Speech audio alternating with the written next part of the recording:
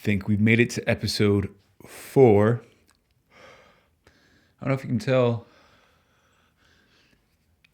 my breath hasn't exactly warmed up yet from the fire. It's becoming a very cold night here up in Maine. We actually had a warm couple of days with some winter weather. And now it's getting into a nice 20-ish degrees, somewhere around there. And then I think next week we're going to get into the single digits. So I will make sure to have this fire ripping. I was thinking I should probably give you guys like a tour of the setup. It's a pretty simple setup. I'm very lucky that it just worked out so perfectly in terms of the ambiance. But really simple with the lighting and nothing too different from what someone might just have in their house. And it's in a 4-season room. My mom would be happy that I would call this a 4-season room, which 4-season in terms of it protects you from the rain and from the sun, and it holds in the heat pretty well, but it's not actually attached to the insulated real house. So keep this door closed during most of the day, then come out here to set up this fire. And then the fire will get the room to even warmer than what I normally live in. But getting a bit off track, I don't know which day of the week I'll be posting this. I think maybe Tuesday. It's Friday here though, and whenever I think of Friday, from my hometown gym, shout out to Silk City Fit, Fun Friday. I'm pretty sure every school, a lot of gyms, probably whatever company you may work for has Fun Friday, Casual Fridays. And so I wanted to come out with a fun episode today. I was on Instagram, and one of my closest friends from middle school, who I still stay in contact with, and whenever I see him, it's like we never spent any time away from each other. His family is from Lebanon, and I am 1/8 Lebanese. My great-great-grandfather came over from Lebanon to the U.S. 7/8 Northwestern European, between Germany and the UK, between that general area. And I messaged him, and I was like, man, one day I want to go to Lebanon with you. And he's like, God willing. And, he would absolutely love that. And I think I brought this up with him before. So then it made me think to myself, where do I want to go? And that is going to be the topic of today's video. And I wish, in terms of speaking into existence, right? I think these opportunities will eventually pop up. Maybe I should be more specific about what I want to do. But I think this is just a general guideline. If you can see, I drew this lovely map. I hope it's not focusing on me. I hope it focuses on the map. I drew this lovely map of the world as we know it. And I just want to go through really quick and kind of point out some of the areas that maybe I've been to, some of the areas that it's like I'm going to make an active effort to go there. And then the rest of the world would probably be if the opportunity ever presented itself, if I was ever in the area, if I ever needed to go there for whatever reason, that I would love to go there. So this is where I am in, what year is it now? It's 2024 now. This is where my mind is in my current state, being 28 years old. And I'm not going to consider the general political, economic state of some of the parts of the world. I think I'm going to look at it with a lens of just the general appeal and my intuition and my preconceived notions about that part of the world, because I'd rather not think about the the logistics of some of these places that I want to go to. Starting off, we'll go top left corner. I have been to Canada. I have been to Quebec and Niagara Falls area. I do feel like off the bat, Canada isn't on a priority list. If there was a place, I think Vancouver, like the Vancouver, Seattle area. I think BAMF is near there. I hear a lot of great things about BAMF.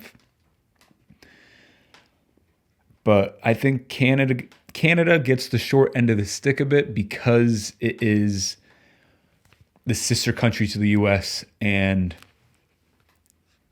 it's not as culturally, I don't want to say different than the U.S. because it has its differences, but it's a little too similar, a little too close to home. If I'm going to take out the passport, I'm taking out the passport. I'm not going for a walk up to Canada on purpose. I want to go somewhere, take a plane, get the full immersion. But Vancouver, the Seattle, Vancouver, Pacific Northwest, absolutely. And that's going to bring us to the U.S., where Alaska is absolutely on that list. Hawaii. Been to California a few times. Maybe I should have a whole nother video on the states. But generally, the West Coast I enjoy and love going to. Colorado, West, the Mountain West and Pacific Coast time. The American Southwest, I love. I haven't gotten a chance to do the Deep South yet. The Alabamas, the Mississippis, Arkansas, even Texas, I haven't been to for more than a layover. So I would like to, I do have some appeal down there, especially with, I mentioned I always mention how much I like Twain. I think just being near the Mississippi, I have been to St. Louis before. St. Louis is a cool town. And we can go on up to the Midwest. I have been to Columbus, Ohio, Chicago. I haven't been to like Wisconsin. I would like the Midwest. Southeast, I've been to Florida so many times generally. And again, we're kind of dealing with a little bit closer to home. I love the Northeast. And I'll leave America at that for now. Maybe I can go more in depth about the U.S. and the States at a later time. But right now, if I'm thinking world, I drew out this whole map for the world. This is, I think, where it gets interesting. I'm going to continue heading south. I have been to Mexico. I love Mexico. I think I've been to the Guadalajara area. I've been to Tijuana. I've been to Cozumel when I was much younger. I think I could do like a stint in Mexico City and do some exploring over on the Yucatan, on the peninsula there. Just really,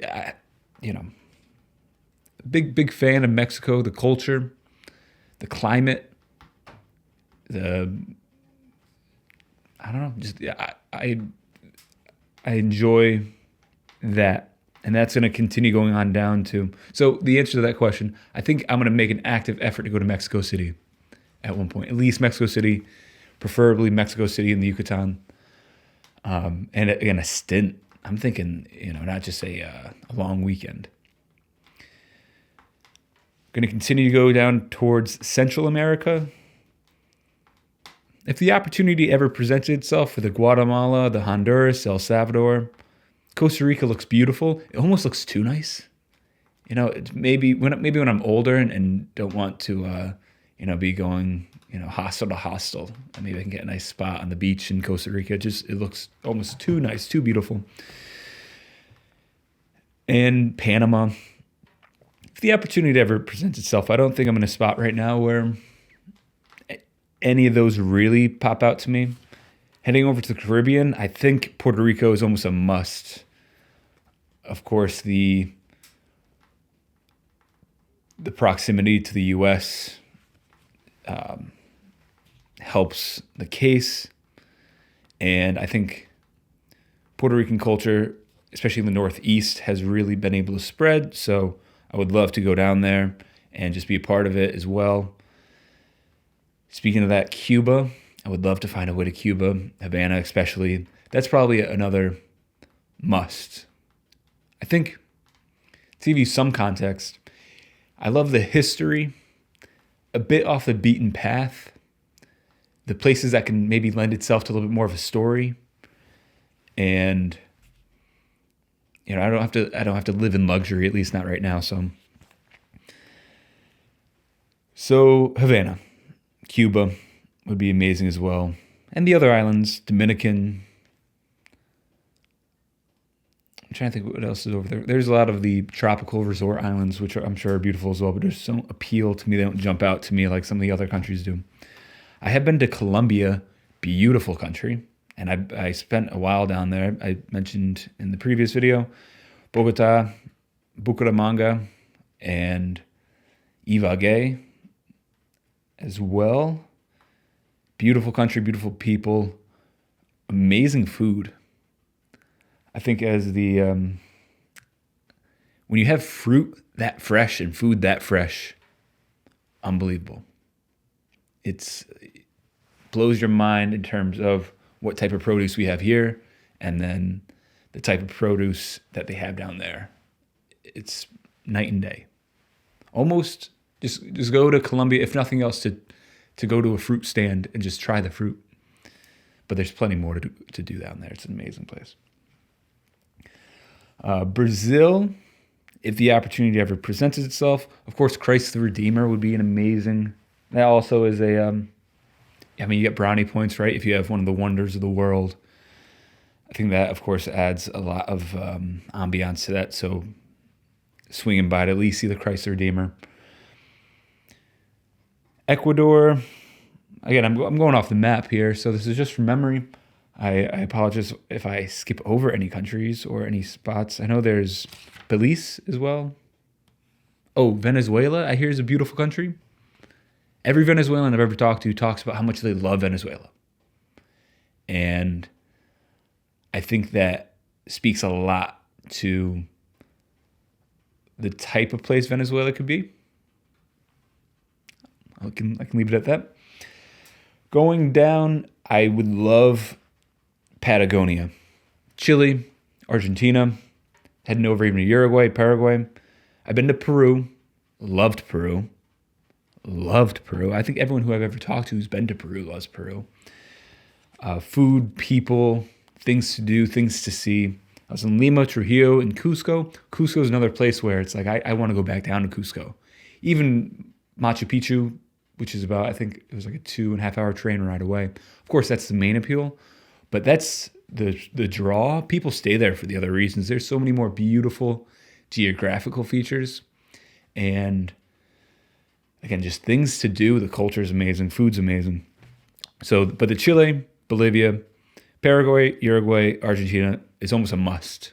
I want to do that stint. I want to pop around those countries, specifically Cordoba, Buenos Aires, Santiago, some of the capital cities, right? Asunción, Montevideo.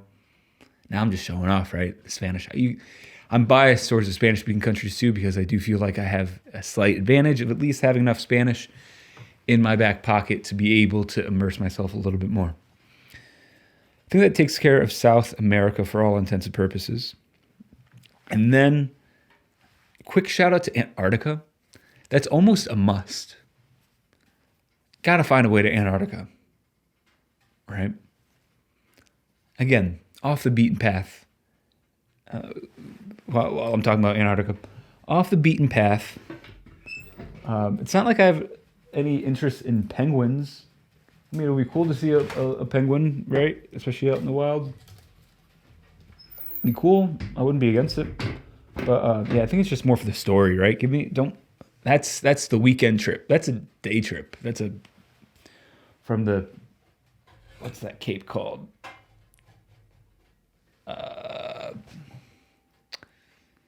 Not Finnegan.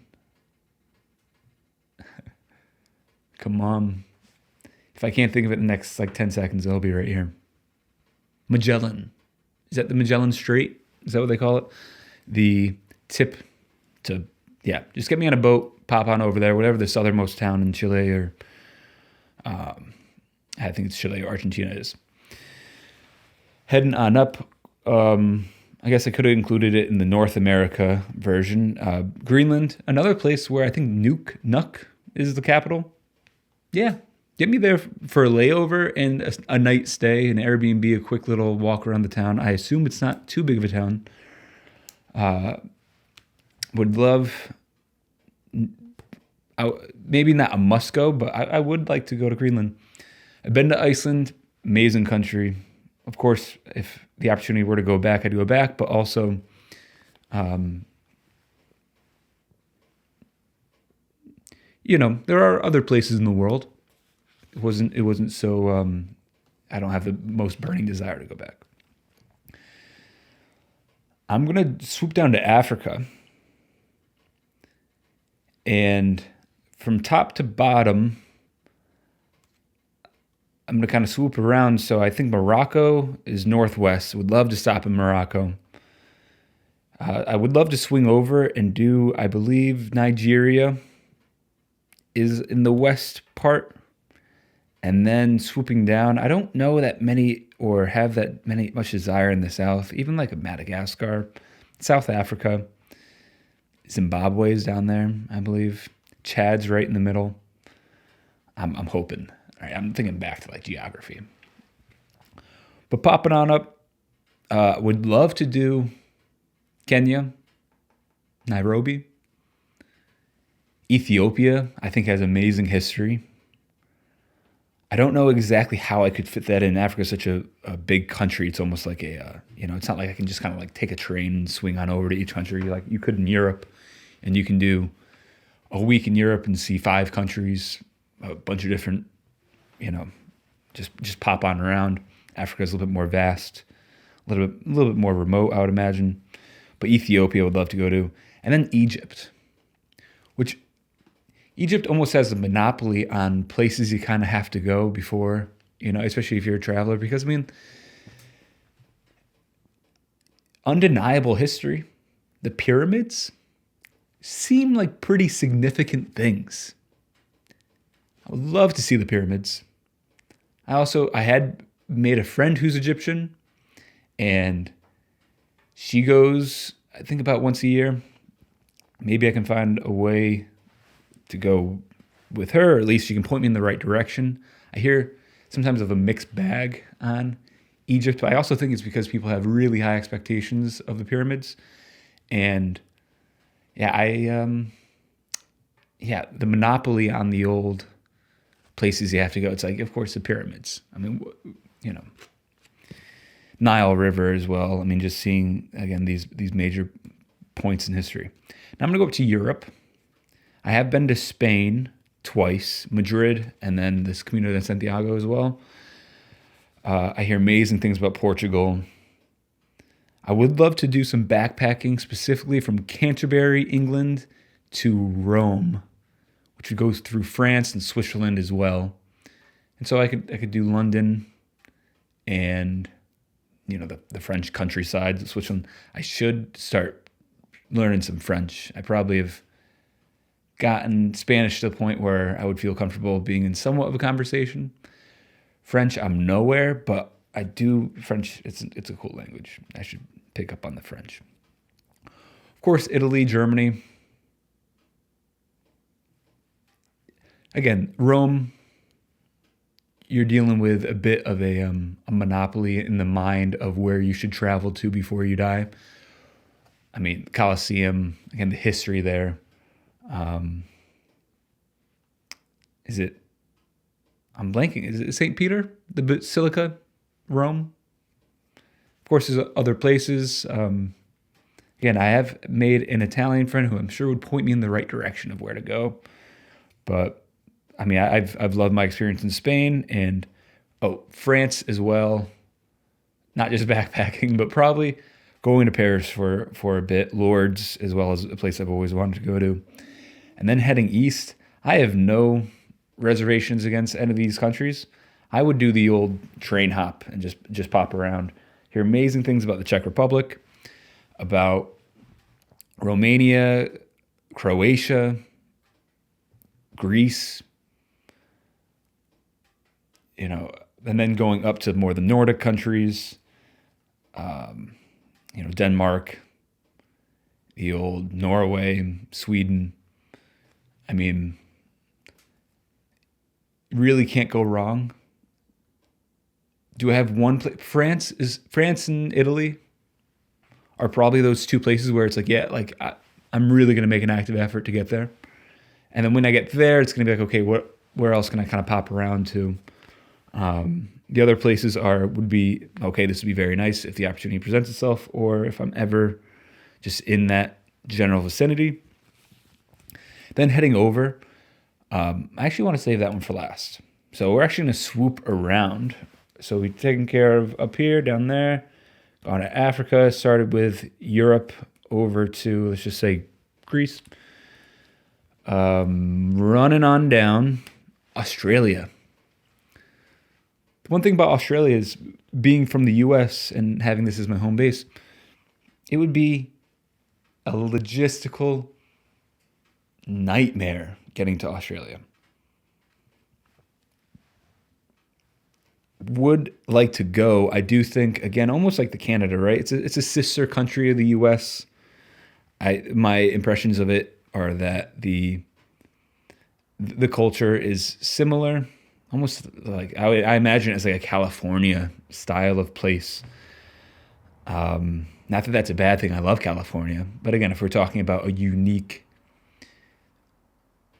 a bit more out of the comfort zone, Australia might not be the place, especially because it is just a heck of a time to get to. But everyone who I've talked to that's been there has loved it. New Zealand as well. I think it's also a bit of a misconception about how close New Zealand is to Australia.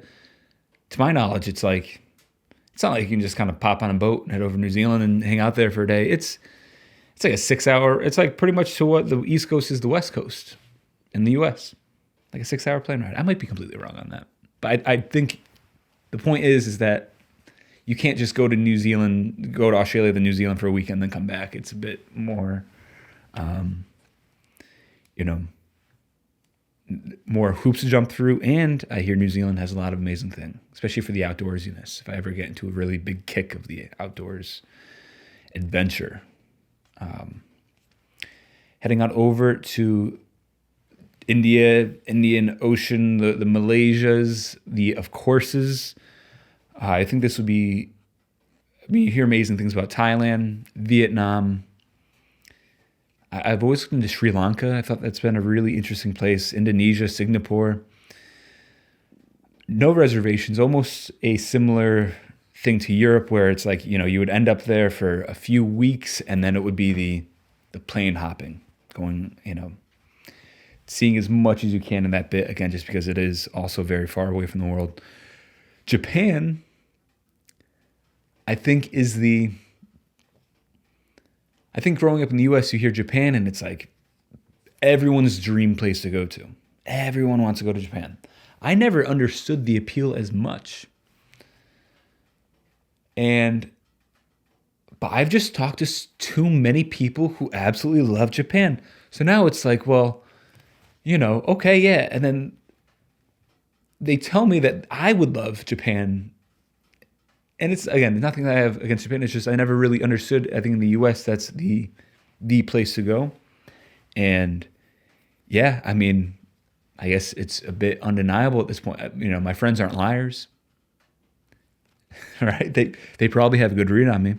So yes to Japan. I think separate from my other, I'll call it the Indian Ocean, Oceania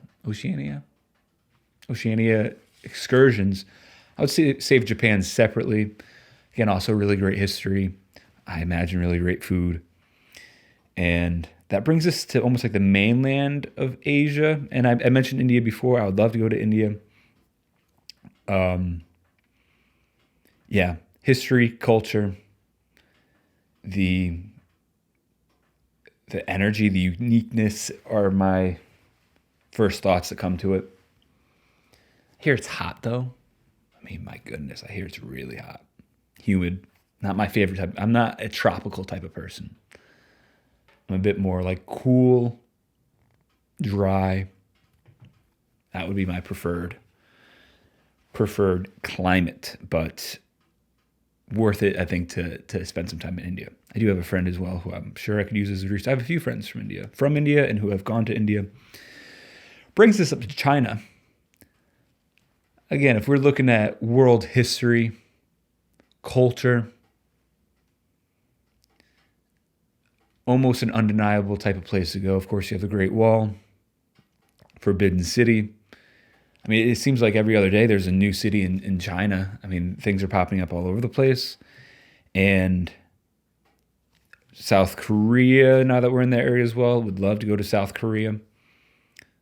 Again, maybe not the biggest draw. Maybe that's if I just happen to have the time, or if I kind of need to go there, if I'm in the area for the Korean Peninsula, for China. I would love to go to Mongolia. I don't know what it is. I know the capital. If you were to give me, I guess, a list of names, I would be able to point out the capital. I don't know it off the top of my head. And I have no clue what is the appeal of Mongolia to me. Yet that is almost higher than China. It is higher than China for Mongolia. Yeah, I could not tell you the capital. But for some reason, Mongolia has always been just that type of place where it's like, yeah, that's my type of place. I think I would really enjoy it. I don't even know too much about it.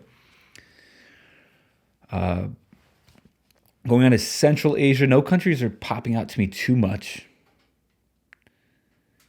Russia, would love to go to St. Petersburg and Moscow. I think that's, again, you're looking at history, architecture. Yeah. Again, maybe not the biggest draw. I'd rather go to Mongolia.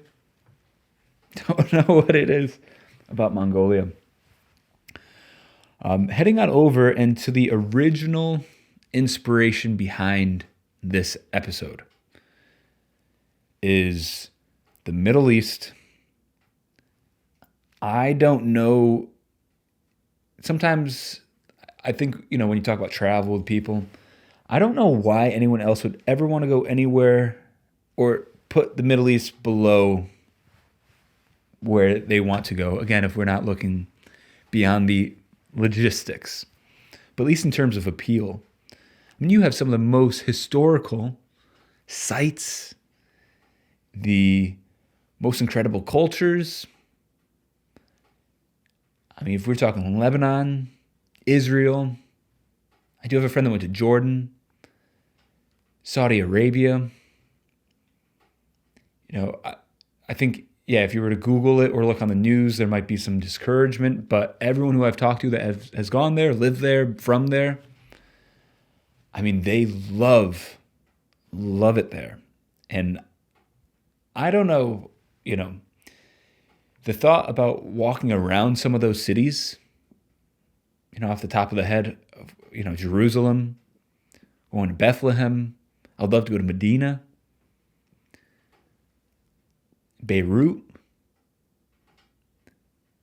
Some of the geographical features, right? Being on the Mediterranean, the Dead Sea. There's, I don't think I'm crazy here.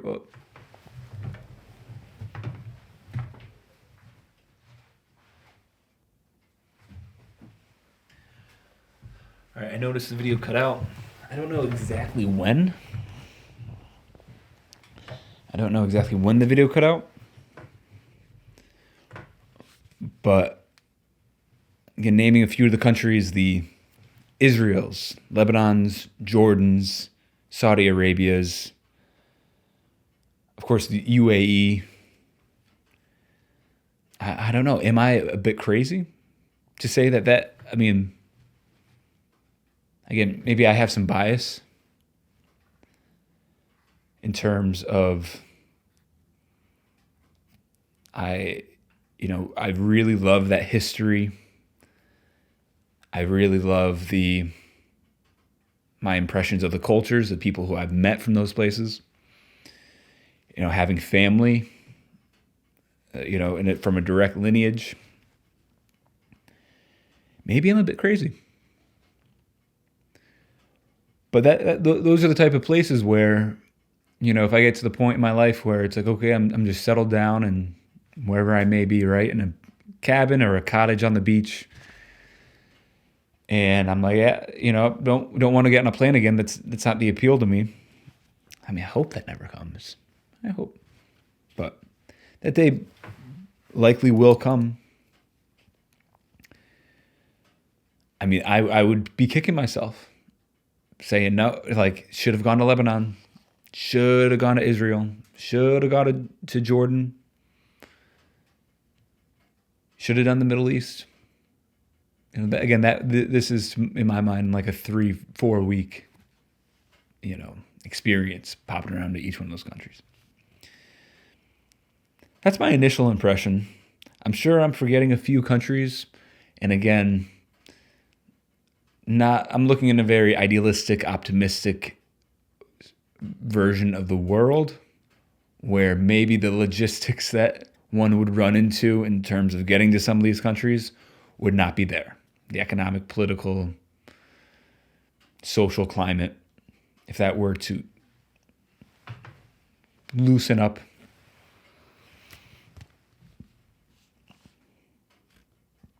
But that's it. Right now, I'm thinking Patagonia, Mongolia, the Thailand-ish, India-ish, Sri Lanka-ish, France. That was a quick one. That one came right to my mind when I saw Europe. France and Egypt. If we're looking like sections of the world, that would be my world traveling. Did I mention Mongolia? That right there would be my, on each continent, what I think appeals to me most. Again, as I continue to learn more about the world, as I continue to learn more about myself, maybe that changes. But if we're talking 28-year-old Eric in 2024 living in an idealistic world where the passport is as smooth as it can be and things are as reasonably safe as they can be, those are my feelings. Oh, and Antarctica. Antarctica as well. But include that with Patagonia. So I hope if either you listen to the whole thing or just bounce around, I'll probably have these bookmarked. I hope maybe this will give you some inspiration to go draw a really quick map of the world and just think what countries pop out. You might need to go on Google to maybe see some of the countries. Sometimes you just don't recognize them when they're scribbled. But maybe you can go through and just see what countries pop into your mind, or which ones have you, talked to people who are from there, who have been there. And although it might seem like some of these countries might seem like a big step, a big jump, whether you're not used to traveling or whether they're across the world or whether, you're unsure. Everything always starts with a thought, right? The initial light bulb.